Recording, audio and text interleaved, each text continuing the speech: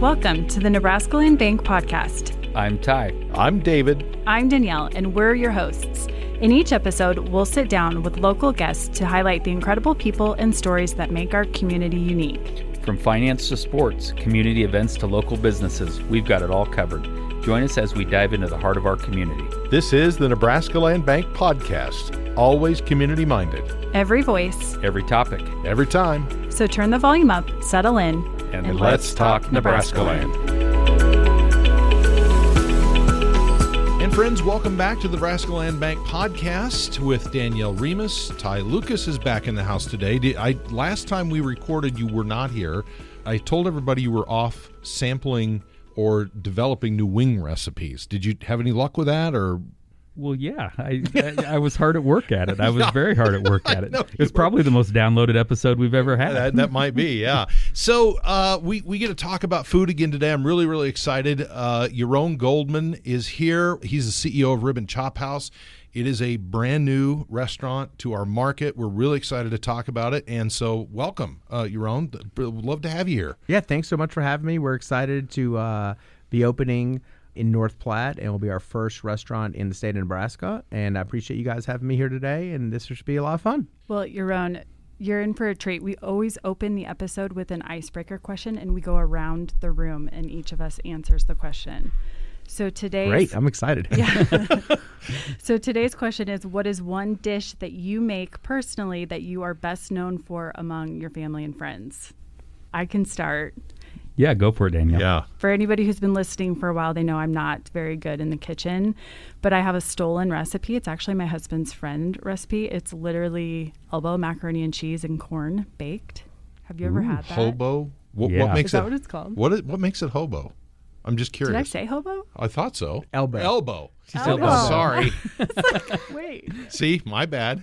Yeah. No, hobo's the old hamburger. Yes. I can potatoes. make Yeah, those there too. is I actually. do like those. That's what made me curious, because there is actually a hobo meal. Yeah. I actually went to dinner in North Platte last night, and there was a dressing on there named after Dorothy something. Yes, Yes. Dorothy Lynch. I had no idea what that is. Welcome to our state. Absolutely. And someone had explained to me what that was. So Did when you you said try it? hobo, I was like, okay, I'm going to go with it. I didn't know what was going on. They just make up names for things in Nebraska. The really silly part is I'm the only one in the studio who's actually wearing ear monitors, and I still didn't hear it correctly. So there you go. That's where my hearing's after all these years. So Ty, what's your go-to? Okay, so I wanted to make sure I got that. So corn, macaroni, and cheese, right, Danielle? That's your go-to? It's like a baked. I know it's so simple and silly, but that's what people ask for. You know, I have a real love, and you know this, David, of cooking real traditional Cajun recipes. I'm talking gumbo, jambalaya, etouffee, all of those. It's something I enjoy because it's not something I grew up doing. When I lived in Florida, I learned about it a little bit, and it's just fun. It's kind of hard for me. It's not easy, but that's probably my go-to. That is something a little unusual I make. Okay, how about you? I do a really nice smoked brisket. Oh. And so do a nice smoked brisket. I get it shipped in, and it's a Wagyu beef brisket that it just takes like 14 hours to cook, my and goodness. it's unbelievably good. But if you mess it up at all, like if you overcook it, undercook it, yeah. just like you have to really watch it. So when I do it, my wife knows I'm in smoking brisket land. You just gotta leave me alone. I just sit there like a moron watching the grill, and it's really good though. It's kind of fun, and I do have some background on Louisiana and Cajun food. I'm from New Orleans, so I know all about etouffees and gumbos, and not to do the plug here, but I guess we're talking about Ribbon Chop House. The founders are from Louisiana. We have a lot of Cajun, not a lot. We have some Cajun items on the menu because of the Louisiana roots. So you'll enjoy those when you come. You know, I was in New Orleans. I've been there a couple times in my life, and on my 40th birthday, I was there, and we were in a little place, I want to say called Coop's Place, which is down the French Quarter, really old, smaller place known for their jambalaya, for I think the rabbit jambalaya. And I got the best little cookbook. It's about a half-inch wide, and it looks like something a kindergartner made that was folded together and stapled. And it is my go-to cookbook for Cajun foods. So That's awesome. I'm sensing potluck. We have a side dish from Danielle. We have smoked brisket. We have a little Cajun food going on. I mean, why wouldn't we just do a potluck? I totally agree. Now, one quick question before we go to David. Are you a pellet smoker or are you a more traditional or a little bit of both? No, traditional. Like, we use the wood chips and the whole thing. It's more manual, like technical, and it's the fun of trying to get it perfect yourself as opposed to just like setting a timer. I like kind of getting my hands into it and kind of, I don't know, each one's like its own piece of art. I'm such a dork about it, but it's fun. It's a lot of props fun. Because real barbecue, wood-fired barbecue is hard. It is, and I mess a lot of them up. But when I get it right, it's great. Oh, yeah. But my dogs are happy. Well, there you they go. get treats. Yeah. They love it no matter what. Perfect. So they get some extra treats. Perfect. Yeah. Oh, you're looking at me. Yeah. So the crew out at Nebraska Land Days would tell you that I do this whole New York strip loin, trim it down, rub it out, and I smoke it for about 6 to 8 hours on a pellet smoker. I'm not that sophisticated, but it comes out with a real good smoke ring on it, and it eats a lot like prime rib, but it's a lot leaner. And so that's kind of what I do. That's my thing. You guys, I skipped lunch today. No. What did you do that for? You should know better than that. Coming up here talking about food at the restaurant. Right? I know. What was I thinking? Well, the Rib and Chop House is only a couple blocks away. It's literally across the street, so Yes. we're going to be good to go here. So tell us the story. What is, for the people who've never heard it before, what is Rib and Chop House? Where did it come from? How did it get here? Yeah, so Rib and Chop House is a concept started by Burke Moran in Livingston, Montana back in 2000. Mm-hmm. And if you know anything about Livingston, it's a small community, really neat downtown, super busy because it's a gateway to Yellowstone, but super busy in the summertime. A lot of fishing guides work out of there, and in the summertime it's just absolutely slammed. But once you get out of season, it's just locals and kind of a small town. But they moved there from Louisiana, him and his future wife Melissa, and they just rented a small spot about 2,000 square feet. And he had come from a family of restaurateurs and took some of those recipes and just started doing steaks. He knew ribs really well, and doing baby back ribs, and did the Rib and Chop House, right? And then started adding other menu items, and it just went gangbusters for him. And it's one of those overnight successes that took 20 years type of thing, right? And he built one, and then went to move from that spot to another spot, bought a building, and it went to about 4,500 square feet, and then really felt like he had something. So over the next 20 years, built 14 of them. Oh, wow. Yeah, and then sold a few, has some licensees, which are very similar franchisees that opened them up. And now I came in 2020, right, kind of middle of the pandemic, to help him streamline some things, open some new markets. He had several brands of other concepts he was doing, and we kind of decided as a company that it made sense. Let's just focus more on Rib and Chop. We have one other brand that's down in Louisiana that's a legacy brand of his father's that does tremendous business, just one location that is tied to LSU sports really heavily. We do the coaches show there, all the coaches shows, but other than that, we just focus on Rib and Chop. And now we're in Nebraska as of the 18th of November, and we're in Utah, Idaho, Montana, Wyoming, Colorado, and we signed a lease about 4 or 5 months ago to open up in Lincoln, Nebraska, downtown Lincoln. The old, if anyone knows Lincoln, I'm sure you guys know Lincoln, all the old Golds building. The Rev Development, who also is doing the project here in North Platte, is redeveloping a lot of downtown, and they're putting a hotel, and we're going to be at the bottom of the hotel, and full service Rib and Chop House. We're going to it's going to be a little elevated. We have two different types of designs. We have the more what I call middle of the fairway design, which is what we're doing in North Platte. It's more family friendly and has a menu that gears towards everything from chicken tenders for the kids that may want to come with you, to we have a $70 steak and everything in between. And then we have a couple locations, and Lincoln will be one of them, where it's a little higher end. We sell more like Kobe beef and Wagyu beef, and we still have some traditional Rib and Chop House menu items, but it's a little focused towards a higher end and a bigger market. And we feel like that downtown location will cater to a lot of the business people and travelers, and then, of course, the football games and all those things. But we're going to be in a hotel situation, so you got to have more business travel and downtown. And not that we won't still be so happy to take care of someone's family, but it's just not going to have as many rooftops nearby, so it's a little bit of a different feel and look and approach. But we're very excited about being there. So, so that's kind of the background on how we got here.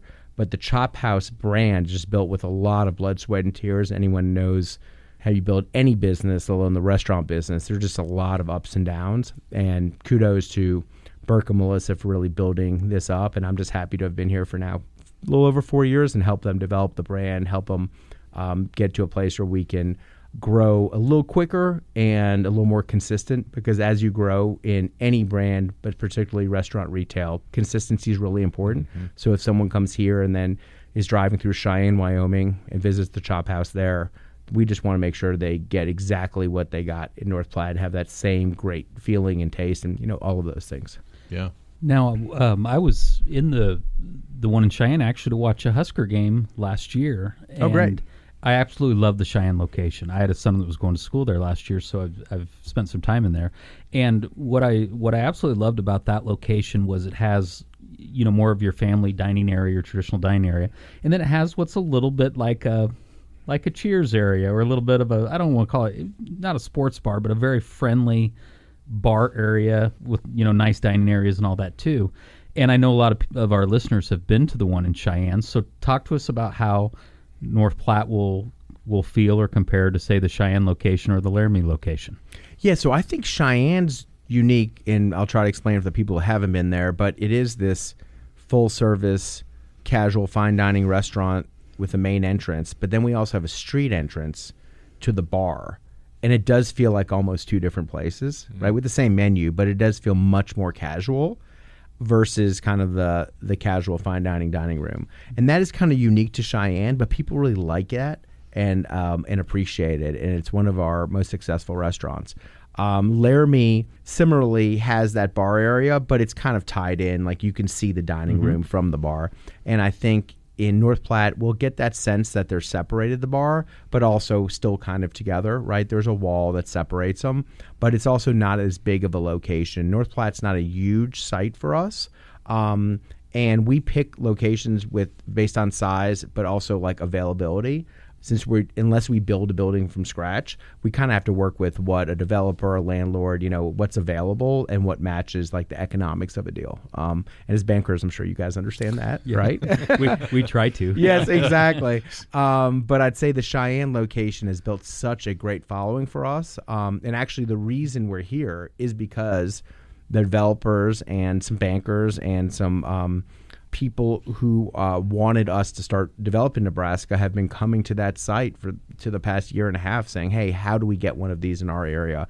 And then that's really my role, was developing those relationships, trying to, again, make a deal that makes sense for the community, for us, for the bank that invests in us, which is you all, right? And it makes it kind of, a win-win, which is a cliche, but it's true. Like everyone has to win in these things. Everything from the community, the employee, the investors, the landlord, the bank, everyone has to win. So from my standpoint, that's the reason this is such an exciting brand, because people love it so much. I think we have a lot of growth opportunities. But each location also feels like its own, because we build each one differently, as opposed to, and nothing wrong with it at all, obviously, like great brands like Longhorns and Outback are amazing. But people have been to Outback know exactly where the bar and bathroom and kitchen are at every Outback they've ever been to. They're all exactly the same, which is, amazing. But also I like the fact that each one of ours feels different and feels local, and people can say, that's my Chop House. And I think they have that kind of sense of ownership from a community. Well, I love that North Platte is the first Nebraska town to have one. That's awesome. Yeah, it is awesome, actually. Yeah, we don't get to brag about that often, so we're pretty excited about. We're usually last. We're down the food chain a little bit. Well, that's 10 years ago stuff, David. This town, we're headed the other direction. Remember, we got the Chick-fil-A coming by the interstate. Yeah, so. That's right. I saw that. That's going to be exciting. That's absolutely. big stuff. Yeah. So take us through, you mentioned it a little bit, take us through the menu. What does it look like if somebody walks in, they're not familiar with the brand? What do they expect from the menu when they walk in here? Yeah, so we have a pretty large menu, and we love to consider ourselves what we call approachable. So you come in and we'll start with the food menu, right? So we have appetizers, everything kind of traditional, like we have chicken wings and chicken tenders, but we also have boudin balls, which is a Louisiana favorite, right? Because of our Louisiana roots. And then we have our homemade spinach dip. And we have homemade meatballs now. We're trying to, especially in the wintertime, we'll add like comfort foods, in the wintertime, and things like meatballs. We have like some Italian dishes on the menu. But as you go through from the appetizer or salads, you have your traditional salads, but then we also have a couple unique ones to us, like a chop house salad and a shrimp salad and things like that. And we have our homemade gumbo and bison chili. We always have gumbo, and we're doing chili now probably through the end of winter. And then we'll rotate like our second soup. And then the guys and gals in the kitchen, whoever's running the kitchen, they have a recipe book of like 50 other soups that they can make from scratch whenever they want, right? And they just can pick and choose depending on their customers. And that's why we have a little bit of creativity with our kitchen and our managers, and they really like that because they get to be a little creative. And they'll also run their own specials whenever they want. Of course, we have ribs. We have baby back ribs, which are just unbelievably delicious. And then we have 8 different types of cuts for steaks.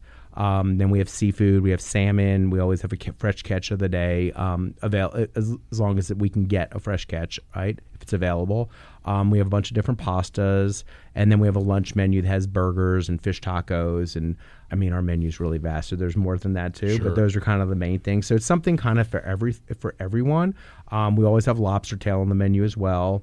We have what we call a côte de boeuf, which is basically like a ribeye and filet. It's a 32-ounce steak that's more of a shareable steak. But we have every once in a while someone will come in and they'll get their their inner John Candy and want to do the whole thing themselves, right? And we actually have one of our largest followings on TikTok was someone doing ordering that and like said it's like the big 96er, right? And they were trying to eat the whole thing. Yeah. For any of you that are under the age of 40, you probably don't know what I'm talking about, but the great outdoors, I think everyone here probably knows what I'm talking about. But I love that you did that. I need to do a competition. Yeah, really? It would be awesome, right? We've had enough competitions lately, haven't we? We're done doing that sort of stuff. We're on the same team for a while. Yeah. Maybe but we'll share it. It was really funny, though. We had like 35,000 views from an organic post, which is a lot for us, right, on TikTok, because we're not out there trying to get like viral views of things. But it was like an organic post someone posted. And most people are like, oh, my God, that's so cool. But all these people are like, it's actually not 96 ounces. It's only 32 ounces. And it's like they were getting so upset with the people for saying 96. And it's like, come on, man. It's just a joke. Like they were just joking around, Yeah. But that's a really fun menu item that people share as a entree, or if you have like a table of 8, sometimes they'll get it as an appetizer and everyone gets a little piece of steak or whatever. But it comes out in a sizzling plate and the server will cut it for you at the table. It's a lot of fun. In my 2 visits, an impression that I had was really nice drink selection, especially in the craft beer line and some of the specialty drinks, and very reasonable drink prices. So if you don't mind addressing the refreshments beverage side of the menu too. Yeah, so we have our own specialty cocktails that we created specific to the Chop House, martinis and mojitos and all of that. Our old fashioned's unbelievable. It's our number 1 seller by far. And one of the guys we work with has created like a really great drink menu, and he updates it every quarter. So if you like old fashions, like I really believe we have one of the best old fashions you've ever had anywhere. Stand up against Manhattan, New York. I mean, Chicago, Dallas, anywhere. Like we have a great old fashioned. But other than that, we also always have 15 to 20 beers on tap, craft beers, of course, national beers. And we also have a mocktail menu, right? So non-alcoholic. And that's for someone who may just, not drink alcohol, maybe trying to not drink for a while, but just as important for children too. Like your kids, maybe not for a 6-year-old, but a 12 or 14-year-old wants something other than a soda, and they can have something fun and kind of a neat drink. We have like 9 or 10 different mocktails as well, so that's always a lot of fun. And then we have a great wine selection, very affordable. We like to be approachable and affordable. Of course, like I said, we have some higher-end wines, we have some higher-end cocktails, but generally someone can come in and get a great drink for $9, $10. Of course you can always spend 20 to 30 if you want, but you don't have to. And that's why I think it's kind of fun. We run happy hour specials and we always have something for everybody. Beautiful. Sounds great. You mentioned that North Platte has a smaller location. How many people can you serve? And do you have outdoor? For some reason I thought there was an outdoor seating option. There is. We have okay. we have an outdoor patio, and we can seat about 160 people. How does that compare to other? That's a pretty good sized Okay. Yeah, that's a good food size. service business in our size of community. Yeah, so for us, like 160s, on the lower end of how many we seat, but it's still a very good size, right? And we have a patio that will be the patio will be open when we start serving the public the week of November 18th, but most probably no one's going to sit out there right now, so until the spring or so. But we have other locations that seat 350 people. Like it just kind of depends on what the site is that we find and what the market can bear and different things of that nature. But this site, I think the way we have it pretty efficient, I think we'll do people will feel very comfortable, and I think it will feel like it's a restaurant that's going to be busy. Even when we're not that busy, because it's relatively small, it'll feel that. And I think people like that from a vibe and just a feeling of like no one wants to go in a restaurant that's empty, or any place. You just don't feel great. And that's why I like these personally. I like kind of smaller footprints because I think you're just more efficient and you can serve the guest a little easier. Where's the outdoors area located? Is it? It's southwest portion. Yeah. Okay. Can you see it? Would you drive? Yeah, Yeah. you can see it. It's you need to be kind of on site or close, but yeah, it's right there. Okay. And it's really gonna, when you get into the nice months, I think it's really gonna show nicely from the road. Like it's gonna show that energy and that excitement, like you see, when we're say down in the Haymarket, for example, where places have a little bit of an outdoor dining. I'm interested in learning about you guys as an employer. Yeah. So tell me what it's like to be an employee of Rib and Chop. Yeah, so obviously it depends on where you are in your life cycle with us, right? And it's pretty interesting. Some of our most senior people now are people that started out as servers or hourly employees, line cooks, even some people that started out, bussing tables and washing dishes and now moved up to senior management or general management in the restaurant. But overall, we have very much a family approach to our business. I mean, it's owned by a husband and wife, and they're very much into family and community. We always do things with, the teachers and local schools, and we do things for our employees where, like for Easter, we'll do like an Easter egg hunt just for our employees and their families on Easter, where we put out, a couple $1,000s worth of Easter eggs. Like we'll put Easter eggs with money in them, and the kids can go out and everyone. So it's kind of like things like that. And we always celebrate Christmas, and we make sure that a couple employees who need it the most get special treatment and gift cards, and try and always do something to make people feel special and really feel like you're part of a community inside the Rib and Chop House. And that always is harder as you grow a business, as you grow larger and larger, because you get farther away from the people who started it. So culturally, we just try to make people feel like they're part of a family, and the way you do that is how you treat people. And we try to do our best of treating everyone respectfully and training them well so they can be successful, and give everyone a pathway towards management, towards multi-unit management. I mean, we were talking to our district operator this morning, who he was getting some things done, and he's been with the company almost 10 years, and he started out literally as an hourly employee. Now he manages 5 restaurants, right? And he worked his way up. And those are kind of fun stories that I think is neat about Rib and Chop House and the restaurant business generally. It's very much based on what you can do, if you can perform, and how hard you work. And there's a kind of unlimited growth if you're willing to do the work. Yeah. Talk about, whenever you do a project like this, I'm sure there's challenges. What sort of things have you encountered here in North Platte, and what sort of things do you have to do to overcome those? Oh, there are always challenges opening a new restaurant or business or anything, and anything with retail and construction can be really, really challenging. I think for us, it was North Platte is really far from any of the senior management people. We're based in Bozeman. Yeah. Our closest store is Cheyenne. So we really had to trust the developer and the contractor to just, we were very much on a strict schedule, and the way we kind of kept everyone honest on the schedule, basically on timing, is do a lot of site visits and is build the trust with the contractors and the developers and the on-site supervisors.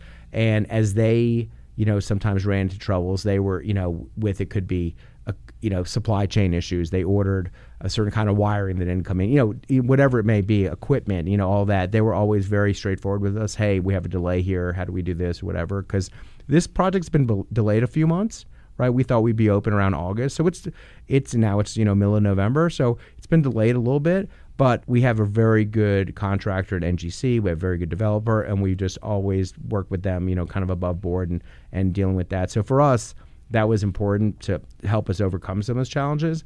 And then the other big part was just staffing.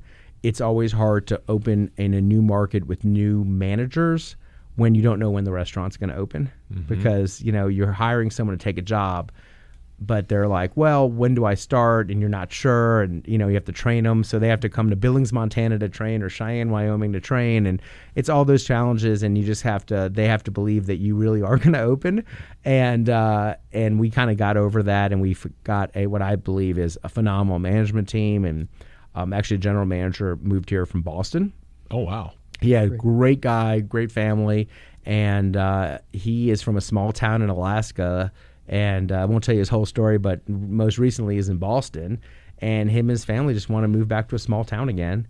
And we kind of found him. Our recruiter found him. We interviewed him. We flew him out. We talked to him a bunch. And I think he's just going to be excellent here in town. He's just very, very excited.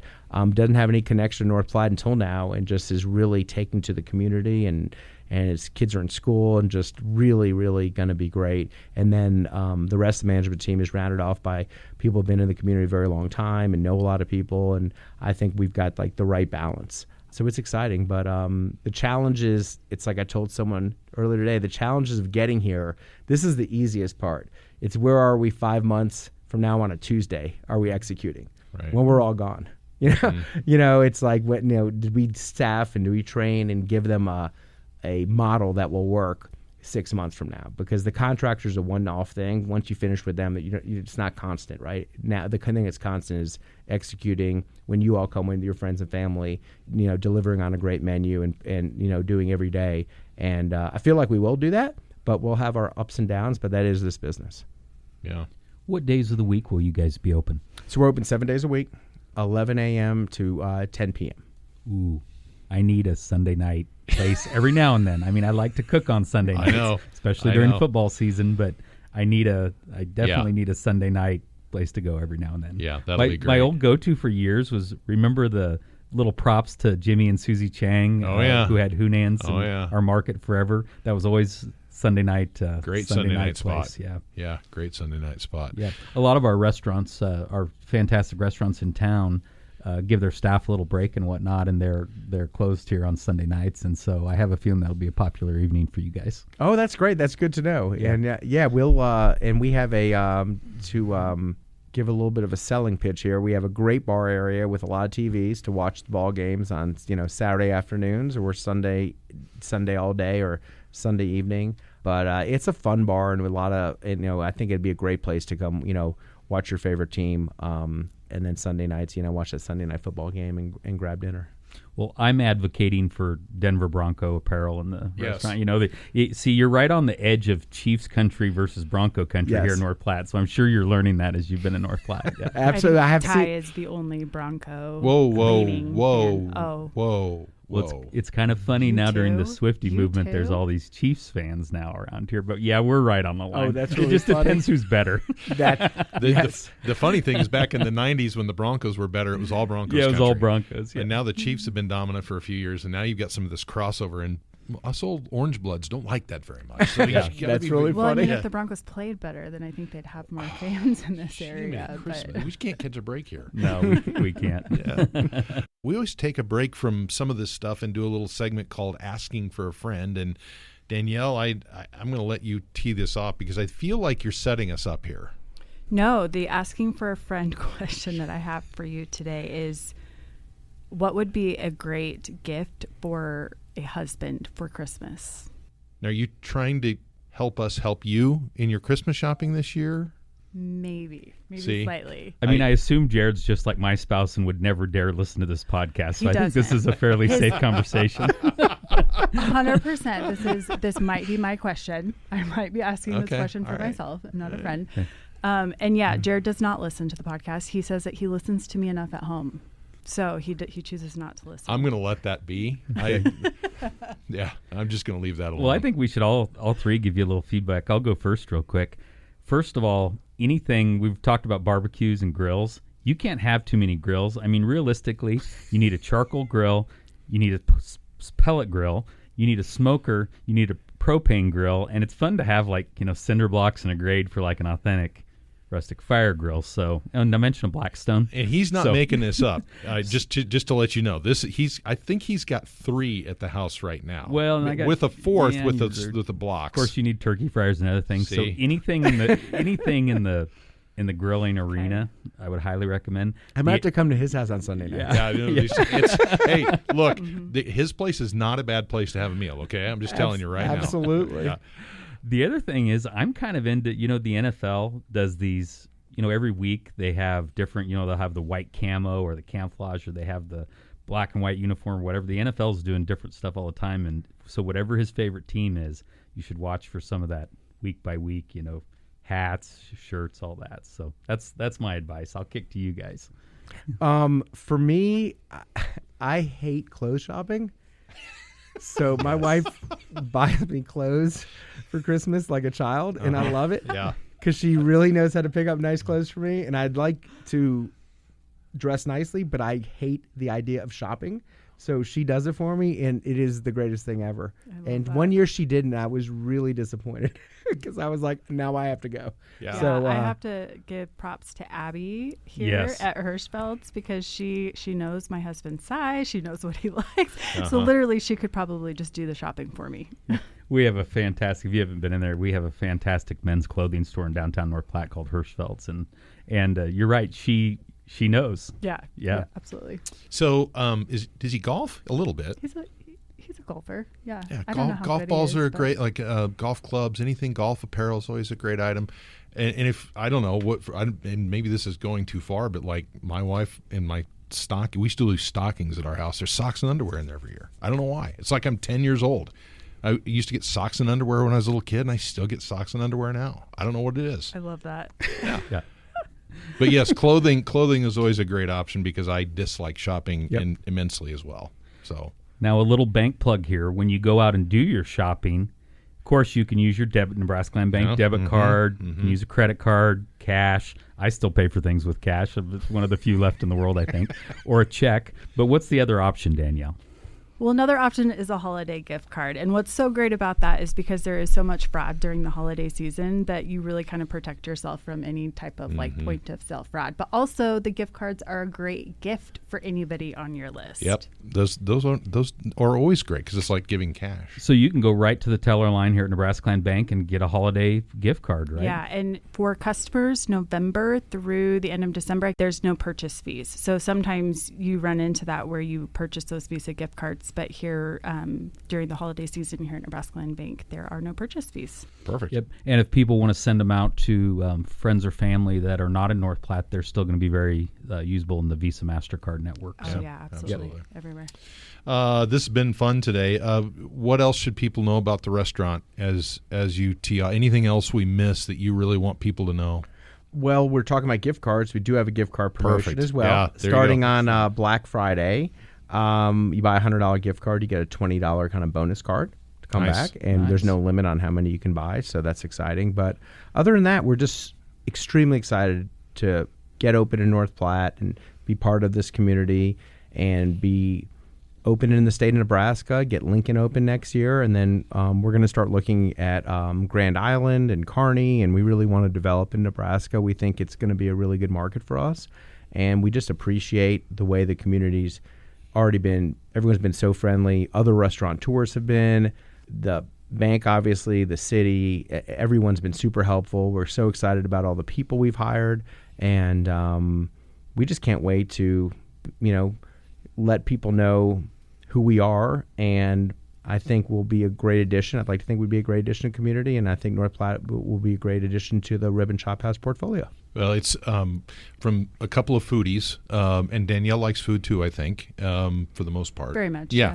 So from a group of foodies, we appreciate the you coming to the market, because for a long time we kind of lagged behind a little bit on the culinary scene. So it's kind of fun to see some of the development in that arena here over the course of the past 3 or 4 years. And I agree. I think you'd be a great addition to the market. So welcome to North Platte on behalf of all of us here at the bank. So. Well, great. And I'll just say one other thing to plug the bank. You guys are our lender on this project, and we appreciate that. And I will just say it was one of the most painless underwriting and loan approval process I've ever seen, and really appreciate that. And the whole team here has been unbelievable to work with, and we're excited about building a relationship with you guys. So thank you for that. Oh, thank you so much. We appreciate that. We know that your concept is going to do well here. North Platte's getting known as a trade center, and we talked about that earlier today. But in addition to medicine, retail, and employment, and all the other things, this is becoming a real culinary center. I mean, we've got great restaurants in the market today, and this is really going to round out North Platte. So welcome. We're glad to have you guys here. Thank you. I appreciate that. Thanks, guys. Yeah, and you kind of mentioned it just in passing, but did we cover opening date in detail? Well, I'm not sure that we did. We opened November 18th, and we will be closed Thanksgiving Day, and Christmas Day. But other than that, we're open all year round and 7 days a week. And we just can't wait for people to come in. And people who know Ribbon Chopper should be excited. And if you don't, come try us and let us know what you think. And we will continue to work hard to earn everyone's business. Well, that wraps up our episode. We hope you enjoyed hearing about Rib and Chop House's exciting new chapter in North Platte. If you enjoyed the episode, please hit subscribe and share it with your friends. Don't hesitate to reach out to us with comments, feedback, or questions by visiting our website, nebraskalandbank.com/podcast. Member FDIC.